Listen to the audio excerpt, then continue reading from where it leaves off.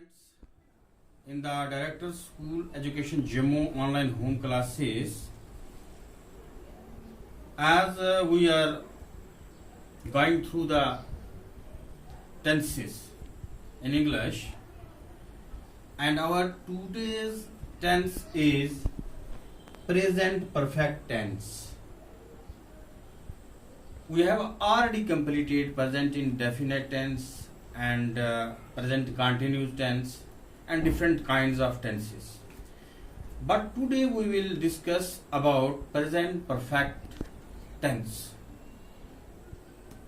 Dear students, while talking and while writing, while speaking a sentence, we have to focus, we have to think about for which kind of tense we are talking, we are saying something.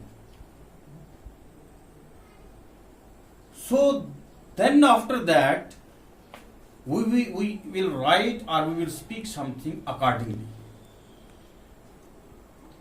So that is why the tenses are very important in English, to speak correct English. जब भी हम कोई बात करें, कोई बात लिखें, कोई बात सुने, तो उसमें फौरी तौर पर हमें देखना होगा कि हम कौन से जमाने की बात कर रहे हैं। गुजरे हुए जमाने की बात कर रहे हैं, मौजूदा जमाने की बात कर रहे हैं, या आने वाले जमाने की बात कर रहे हैं। माजी करीब की बात कर रहे हैं या माजी बाइद की बात कर रहे हैं, या जमाना मुस्तकबिल की बात कर रहे हैं, यानी आने वाला वक्त है जो उसकी बात कर रहे हैं, या गुजरे हुए जमाने की बात कर रहे हैं। उसके मुताबिक हमें सेंटेंस जो है वो लिखना होगा।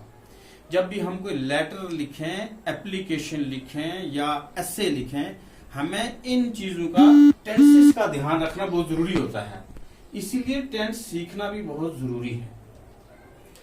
तो बहरहाल अब आता हूं मैं अपने आज के इस टेंस पे, इस जमाने पे, प्रेजेंट परफेक्ट टेंस। अब इसके बनाने के कुछ रूल्स होंगे। जब हम ऐसी बात करेंगे कि कोई काम हमसे हो चुका है, हम कर चुके हैं, तो उस वक्त के लिए हमें प्रेजेंट परफेक्ट टेंस की याद आनी चाहिए। जो काम हो चुका हो, तो इसीलिए इस सेंटेंस की पहचान जो है, इस टेंस की पहचान जो है, जब हम हिंदी में इसकी ट्रांसलेशन करेंगे किसी भी प्रेजेंट परफेक्ट टेंस की, तो वो जुमले के आखिर में उसका मीनिंग में जो आएगा वो होगा चुका है। जैसे वो खा चुका है, वो सो चुका है, वो लिख चुका है, वो पहुंच चुका है, वो जा चुका है, वो मर चुका है, वो जी चुका है। तो जब चुका हुआ आएगा तो समझ लो कि ये टेंस कौन सा है, प्रेजेंट परफेक्ट टेंस। अब while making sentences we must follow this rules to make sentences. Subject, dear students, you know, I, we, have, they, you, he, she, it, all these are subject. First of all, when we start to write a sentence, we write here subject. Subject may be they, he, she, it, we, us, etc. But after subject, in present perfect tense, we use have or has. Have used with they, you, I. And has will be used with he, she and it. ये दो चीजें आप याद रखना।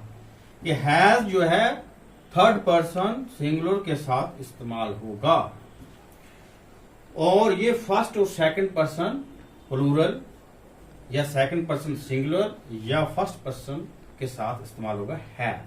Then third form of verb, then finally the object. ये काम किस पे हुआ है, उसने क्या खाया है, वो क्या खा चुका है, वो कहां जा चुका है, वो क्या लिख चुका है।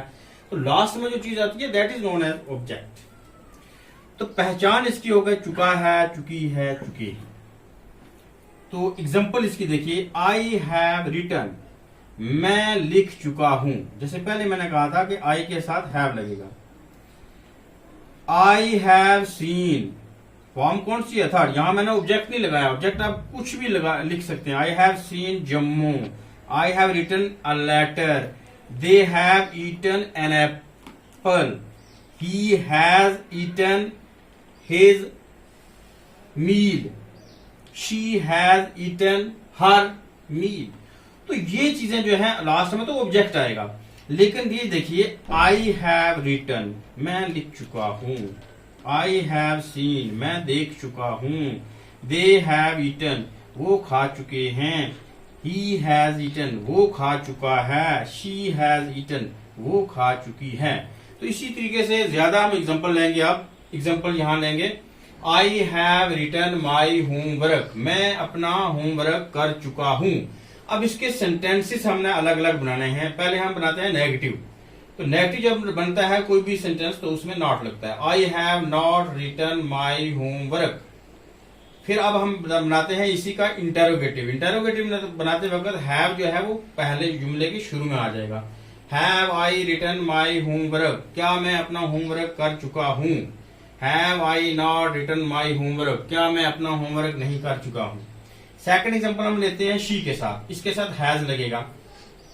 She has written a letter, वो एक लेटर लिख चुकी है। She has not written a letter, वो एक लेटर नहीं लिख चुकी। Has she written a letter, अब ये बन गया इंटेरोगेटिव। यहां इंटेरोगेटिव बनाते वक्त हमने हैव को पहले लाया था, यहां हैज को पहले लाना है। Has she written a letter, क्या वो एक खत लिख चुकी है। Has she not written a letter, क्या वो एक खत नहीं लिख चुकी है। अब हम आते हैं प्लूरल सब्जेक्ट पे, दे पे। दे के साथ क्या लगेगा? Have. They have played a match, वो एक मैच खेल चुके हैं। They have not played a match, वो एक मैच नहीं खेल चुके।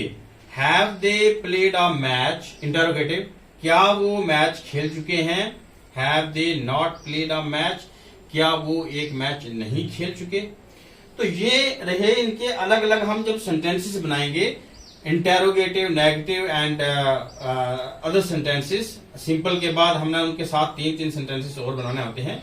डियर स्टूडेंट, इसी तरीके से आप घर में प्रैक्टिस कर सकते हैं। जैसे आई के साथ बनाएं आप, ही के साथ बनाएं, शी के साथ बनाएं, इट के साथ बनाएं, दे के साथ बनाएं। तो इस तरीके से आई के साथ आपको पता है क्या लगेगा? हैव।